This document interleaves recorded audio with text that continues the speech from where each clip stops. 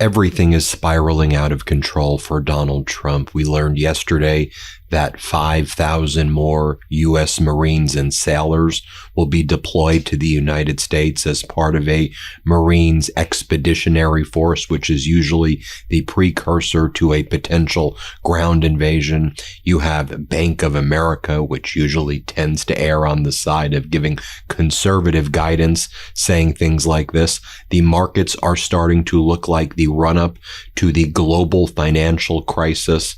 And while all of that's going on, Donald Trump was having a meltdown on social media, posting memes about former President Barack Obama with the Ayatollah and other military generals in Iran and doing like cartoon memes of that, while Donald Trump says Trump negotiating with Iran, and it's Trump in front of B-2s dropping bombs on Iran. Yeah, Donald, that's how you negotiate with Iran. You're doing a fantastic job there, Donald. All of the Middle East and all of our former allies just say, keep it up, Donald. I'm being sarcastic, of course. Donald Trump was making post after post on social media like this. Iran had plans of taking over the entire Middle East and completely obliterating Israel. Just like Iran itself, those plans are now dead. President Donald J. Trump.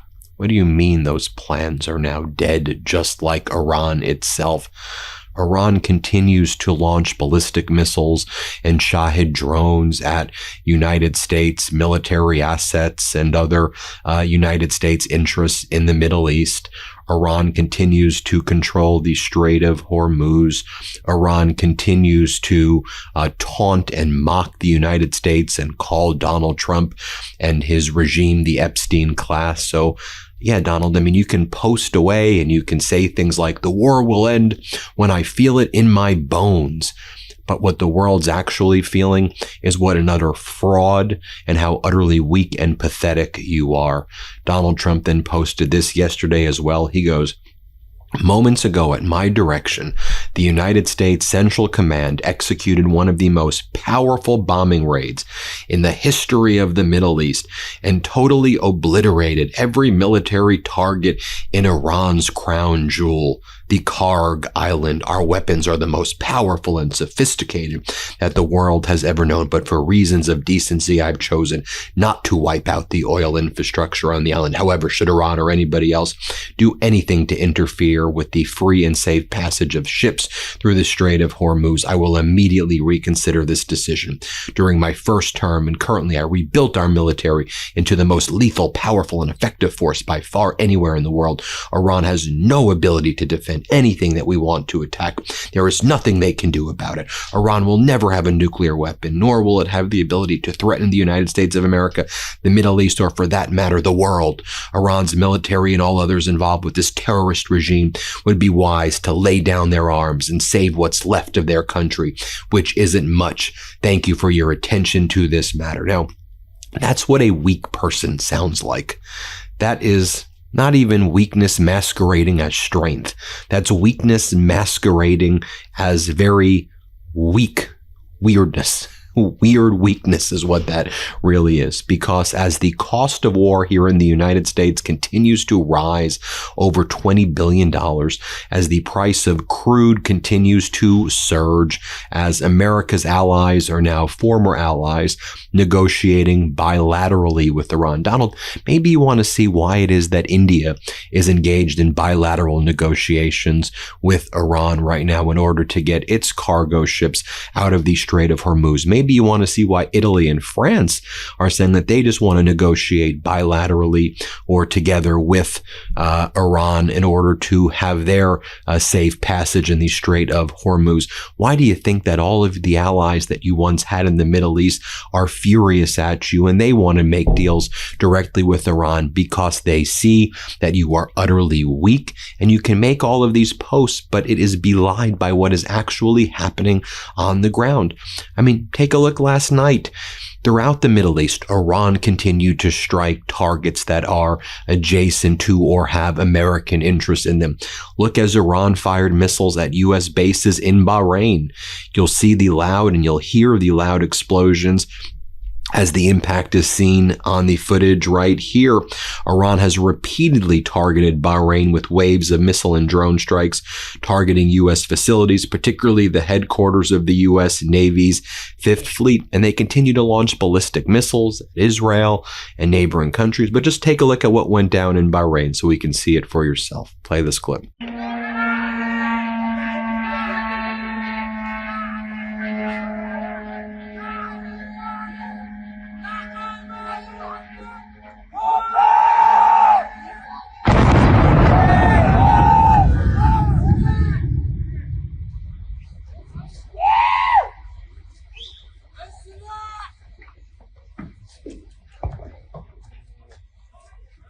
And you have Ali Larijani, the National Security Council advisor, the head of the National Security Council for Iran. He was marching with President Pezeshkian, the president of Iran, as well as the foreign minister Arghachi and other top military generals. They were all marching yesterday in a parade in Tehran Square together. Larijani, one of the top Iranian officials, was mocking Hegseth and saying, "Mr. Hegseth, our leaders have been and still are among the people, but your leaders on Epstein Island." You have Ali Larijani posting photos of what that parade looked like. And, this video footage has been independently verified by lots of other sources as well. This is what went down yesterday. Just so you can see, here's what that parade looked like that was taking place in Iran. You can see for yourself yesterday. Let's play this clip.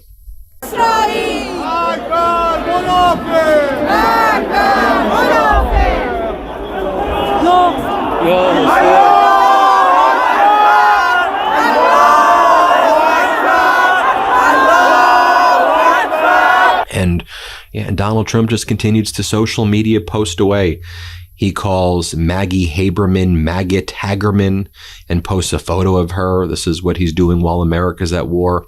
Maggot Hagerman, just another sleazebag writer for the failing New York Times, insists on writing false stories about me, even though she fully knows and understands that the exact opposite of anything she says is usually the truth. In any event, I'm thinking of adding Maggot and some of her associates into my Florida-based lawsuit against the New York Times, which very happily seems to be proceeding well. What are you doing right there?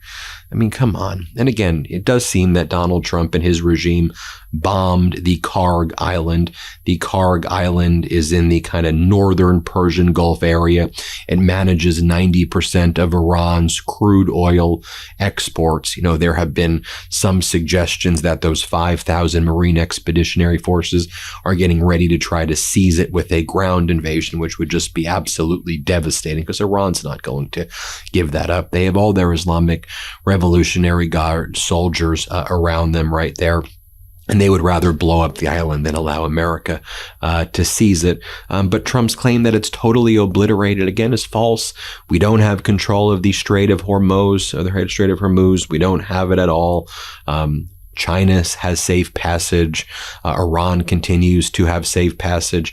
And, and what Iran's saying is, if you think that you can make it through, we wish you the best. And it's effectively shut down right now.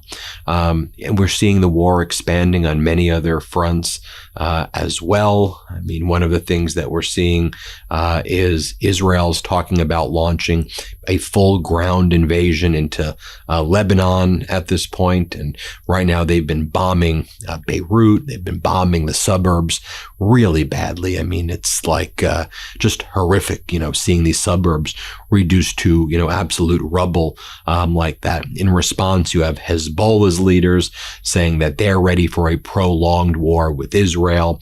So we see everything expanding there. Donald Trump continues to mock Ukraine at the same time.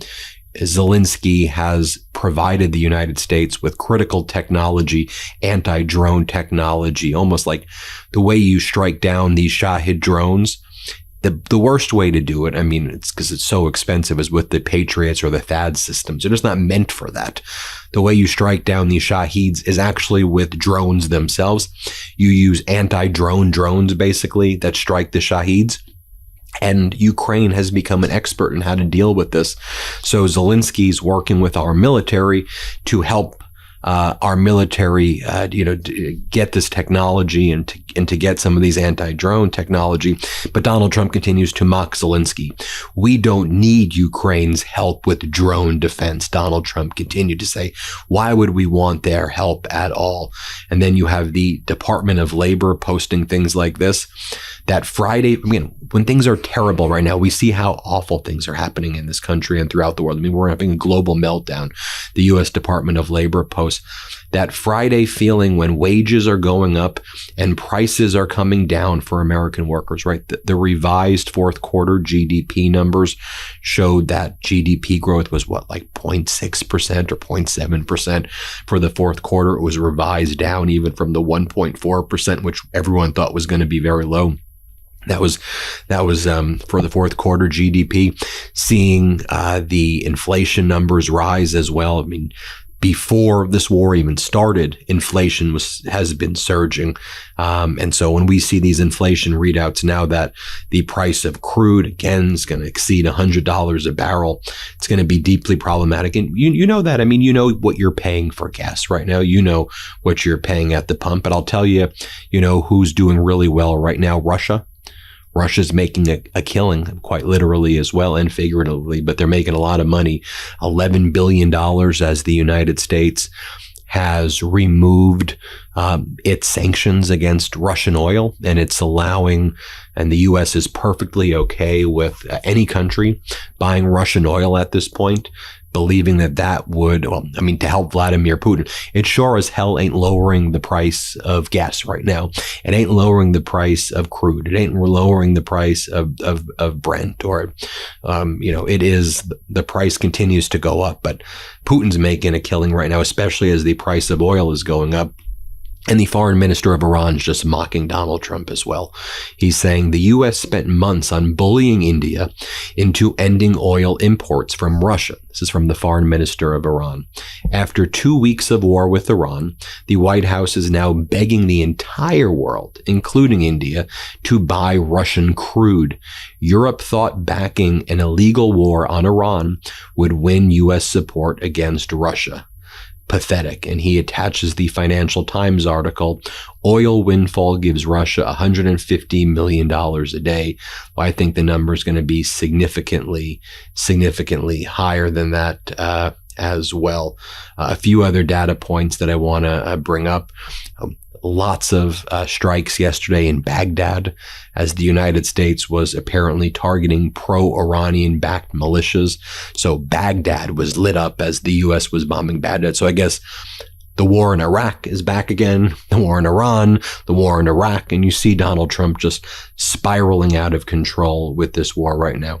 You had J.D. Vance yesterday say the reason why gas prices are where they are today is because of Donald Trump's work. We should all thank Donald Trump for where we are today. Here, play this clip. Now, here's the interesting thing. All this conversation happens where Joe Biden left us in a terrible situation. And the reason why gas prices are where they are today is because of Donald Trump's work to get them lower, because in the Biden administration, they were crazy high. The gas prices we're seeing today are nothing like what we saw at the peak of the Biden administration because the president has set us up for energy dominance. And one of the lessons we all have to take away, frankly, every time we get involved in anything overseas, whether it's in the Middle East or anywhere else, the thing we got to take away from it is energy dominance and energy independence. Rely on our own people, rely on our own energy. Then Donald Trump was attacking the president of Mexico, Claudia Sheinbaum. And Donald Trump was saying about Claudia Sheinbaum that maybe like and they're saying that she's not a narco government. And he's like posting things to mock Claudia Sheinbaum. He's making posts to mock Zelensky. He's making posts to mock Obama. It's like, what the hell are you even doing? This is it's not even leadership. I was going to say it's the worst leadership imaginable. I don't even know how to even describe this. Is also, according to reports yesterday from the Wall Street Journal, citing two officials, 5 U.S. tankers were struck and damaged while on the ground at the Prince Sultan Air Base in Saudi Arabia during an Iranian missile strike, per one official. The battle damage to the tanker was not enough to destroy them, but they were significantly harmed as well.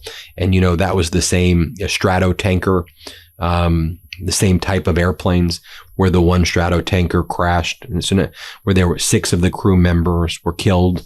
And so a total of 13 that we know of. The Trump regime lies about everything, but 13 service members have died in this war so far.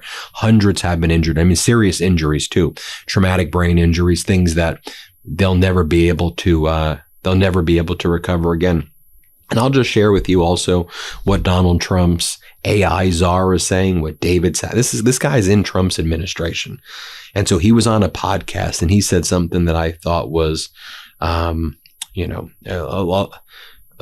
and shocking. And, and especially for this guy to say it, because he's rah-rah, podcast bro, Trump guy.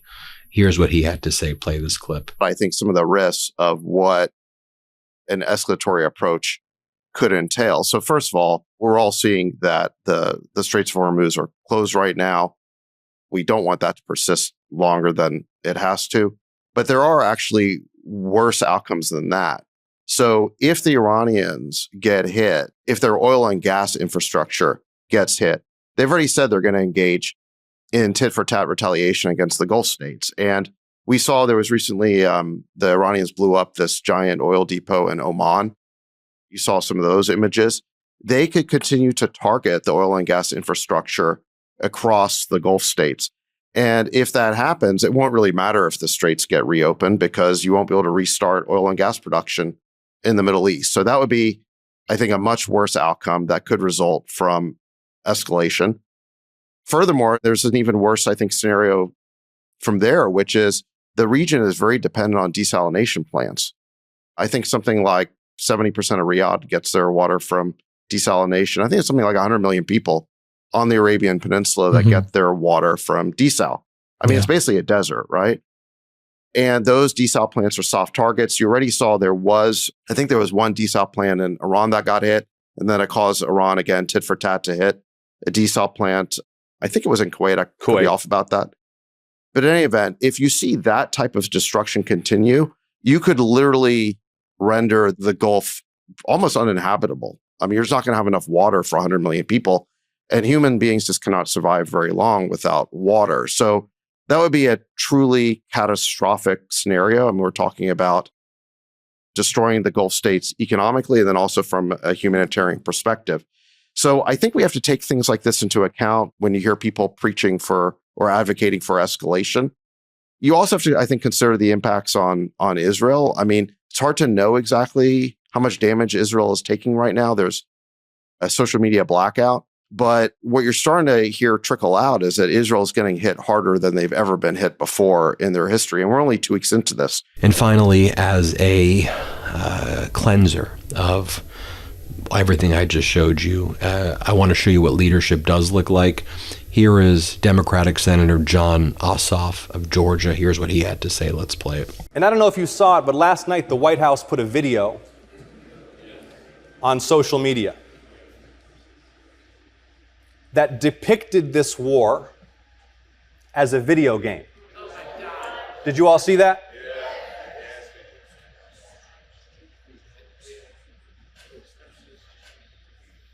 When American service members killed in action are returning to the United States in flag-draped coffins, and even more Americans have lost limbs or suffered terrible brain injuries, or are fighting for their lives, this White House treats war like a game. And it's a disgrace.